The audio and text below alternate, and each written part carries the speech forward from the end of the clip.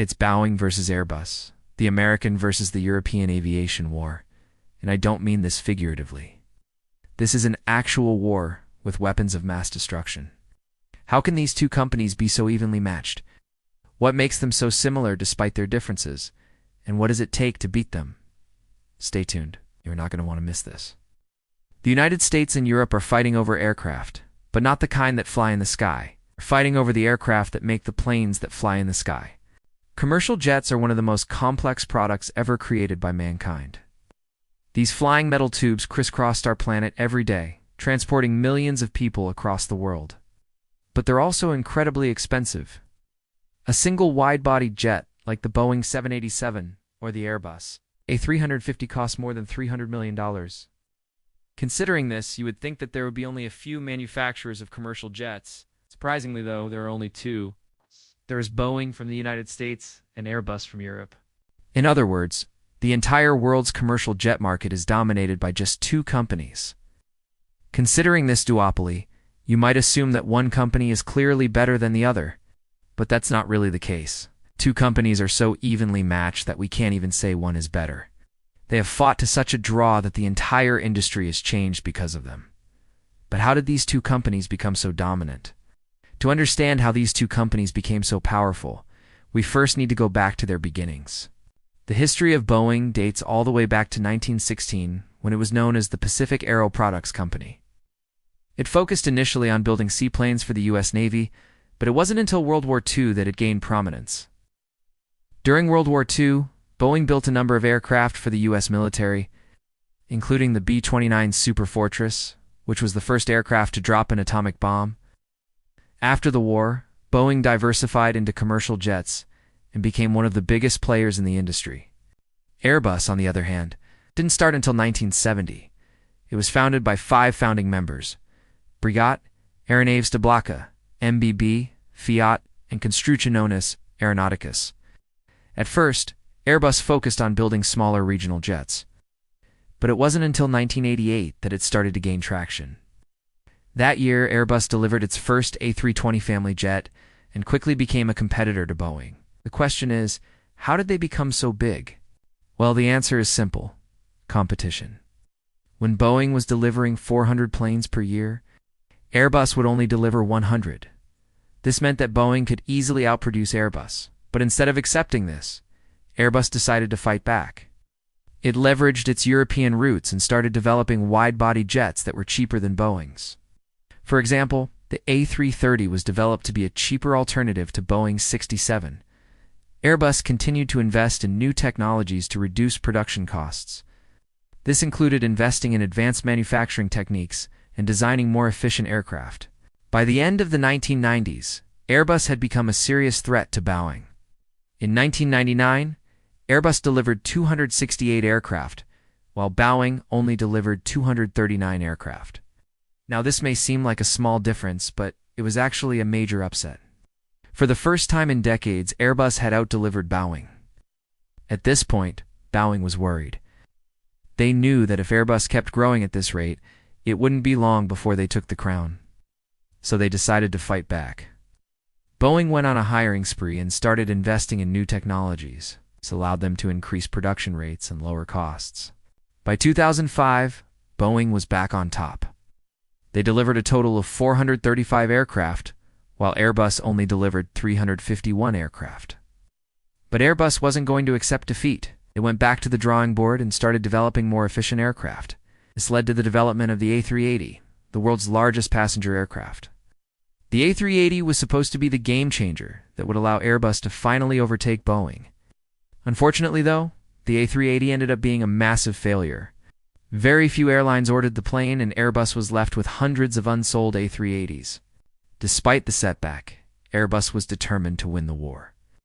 They refocused their efforts on the A320 family and started developing new variants. One of these variants was the A321neo, a narrow-bodied jet that was the perfect competitor to Boeing's 737 MAX. The A321neo was such a success that it quickly became the best-selling commercial aircraft in the world. Today, Airbus and Boeing continue to compete fiercely. They constantly try to one-up each other, which has resulted in a number of knockdowns. In recent years, for example, Boeing developed the 777X, a wide-body jet that is supposed to revolutionize air travel.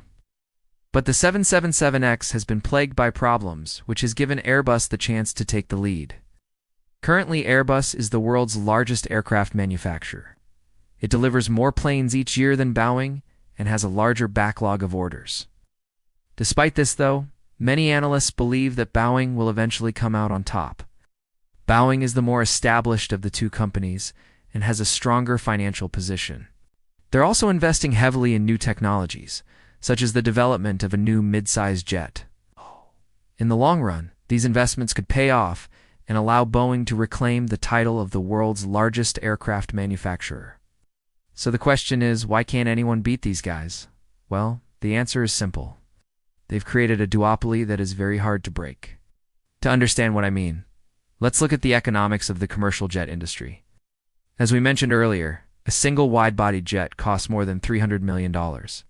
Considering this, you would think that there would be only a few manufacturers of commercial jets. That's not really the case. There are two main reasons for this. The first reason is economies of scale.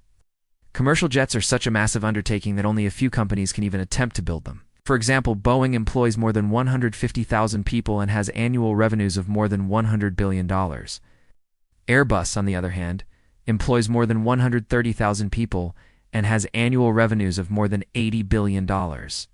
These companies are simply too big for any one country or region to build. The second reason is technological know-how. Developing commercial jets requires an incredible amount of research and development. Just the development of the Boeing 787 Dreamliner alone costs more than $15 billion. These high costs and risks are yet another barrier to entry. Now, in theory, these barriers to entry should open the door for new competitors. However, no new competitor has emerged in over 50 years. The reason for this is simple. Boeing and Airbus have fought so hard against each other that they've crushed all potential competition. If you think about it, the entire war between Boeing and Airbus has been a zero-sum game. Every win for Airbus is a loss for Boeing and vice versa. This means that neither company can focus on growing the pie. They can only focus on taking slices of the existing pie. Since the pie is so big, though, both companies have grown immensely. What this means is that Boeing and Airbus have created a duopoly that is extremely hard to break. New competitors would have to invest tens of billions of dollars into research and development, all while trying to find a way to produce jets more efficiently than Boeing and Airbus. Considering the resources required, it's no wonder that no new competitor has emerged in over 50 years. This duopoly also extends to the suppliers that these companies use. For example, a company called Safran is a French company that produces aircraft engines. Safran is a key supplier for both Boeing and Airbus. In other words, Safran is a double vendor. Now, this is not necessarily a bad thing, but it does create some interesting dynamics. Safran wants to keep both Airbus and Boeing happy so that it can keep getting orders from them. This means that Safran has an incentive to keep the status quo. Safran doesn't want a new competitor to emerge that could potentially steal its customers. In fact, all of the suppliers that Boeing and Airbus use are in the same position. This creates a strong incentive for all parties involved to maintain the status quo. As you can see, Boeing and Airbus have created a system that benefits them greatly. They have essentially created a duopoly that is supported by their suppliers. This makes it nearly impossible for a new competitor to emerge. And that's why these two companies are so dominant today. Do you think that this duopoly is good or bad? Comment below. Also, do you think that a new competitor will emerge in the future? Comment below. And as always, thanks for watching. I'll see you next time.